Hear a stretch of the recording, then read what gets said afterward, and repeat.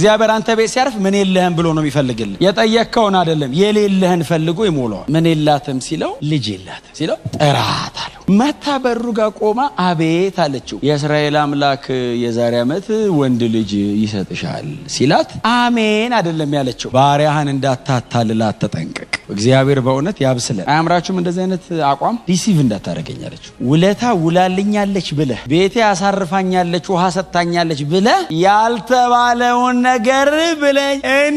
እንደዚህ ይወደድኩ ምክንያቱም አክብራው አስገብኝ አላላት ቤቷ ስሩልኝ አላለ በገዛ ፍላጎቷ እኮ አክብራው ወዳው ነው ንጹህ መሆኑን አይታ ነው ቅዱስ የእግዚአብሔር ሰው ነው ብላ ነው ይሄ ልቤን አደራህን እንዳታጠፋብኝ ስትለው አይ የዛሬ ዓመት አላት በአመቱ አይደለም ይላል ተነሰች ወንድ ልጅም እግዚአብሔር ሰጣት ይላል ያው እግዚአብሔር እንደተናገረው አደረገ ይላል ይሄ ብቻ ግን አይደለም አይደለ እዚህ ታሪክ ይቀጥላል ከዛ የተወለደው ልጅ ታመመ ይላል እዚላቸው ታሪኩ ቀጠለ ታሪኳ እየኖረ ነው እሷ ቤት ስለዚህ ይታያል ምንም ነገር ክሮስ ያረጋታል ልጁ ሲታመም እስከ ቀትር ድረስ ታመመ ይላል በቃ ድንገተኛ ነገር ነው እግሯ ላይ አስተኝታው ያለ ሞተባት የሚል ቃል አለ ምን እንዳረገች ታውቃላችሁ ልጄ ሞተ በላ እሪ ያላለች የሞቶ ልጅ ወስዳ ኤልሳ ክፍል አስተኛችው ማን ጠየቀ ልትለው እኮ ነው ሄደ እንደሱ ነው ያለችው በዚህ መጀመሪያስ መች ለመንኩ እኮ ነው ያለችው ባሏን ወደ ቀርሜሎስ ለሄድ ነው አለችው የት ቀርሜሎስ ደግሞ ተራራ ነው የተራራው አናት ላይ የነቢያት መኖሪያ ነው ባይዘው ምን ልትሰሪ ነው የምትሄጂው አንቺ ሴት ጉዳይ አለ ሰላም አይደለም ሰላም ነው ልበጠብጠው አልፈለገችም ባሏ አርሻ ነበር ይላል ሰላም ነው ብላ መንገዷን ቀጠለች ዲት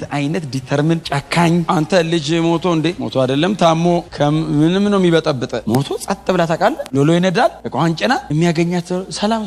ኤልሳ ከሩቅ አያት ይላል ተራራ ላይ ቁጭ ብሏል ታቃለ እየጸለየ ሊሆን ይችላል ከሩቅ አያትና ጊያዝን ያቺ የሱነም ሴት ናት አለ ሂድና እስቲ ጠይቃት ሰላም ነው ወይ በላት ሲለው ሮጦ ሄደና ኤልሳ ጋር ከመምጣቱ በፊት ሰላም ነውና አላት ሰላም ነው አለች ሮጦ ቀድሞ ተመልሶ ሄደ ባይዘው ሰላም ነው ብላኛለች ኤልሳ ቁጭ ብሎ ምንድነው ያለው እግዚአብሔር ነገሩን ከኔ ሰውሮታል አለ ሰላም አይደለም ማለት አይኖ ሰላም ቢሆን አትመጣም ማለት ዛሬ ቀኑ መምጫ አይደለም ህግ አለ መምጫ አይደለም ህግ ጥሳ ነው የገባቸው something ግን እግዚአብሔር ከኔ ሰውሮታል አለ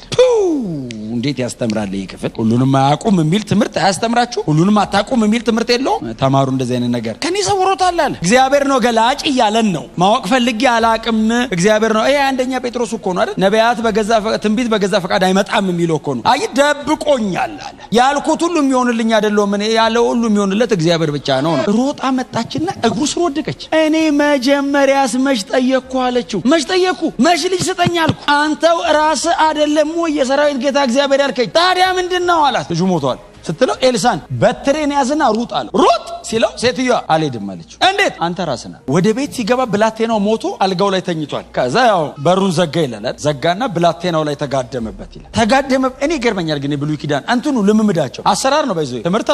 ትምርት ያረጉት አሉ አታረገው ነፍሱ ስትመለስ አንስቶ ለዚህ ሴት ሰጣት የመወለድም የትንሳኤም የብዙ ነገር ምሳሌ ናት እቺ ሴት እንደምታውቁት ነው ኤልሳ የኤልያስ ምትክ ነው ኤልሳ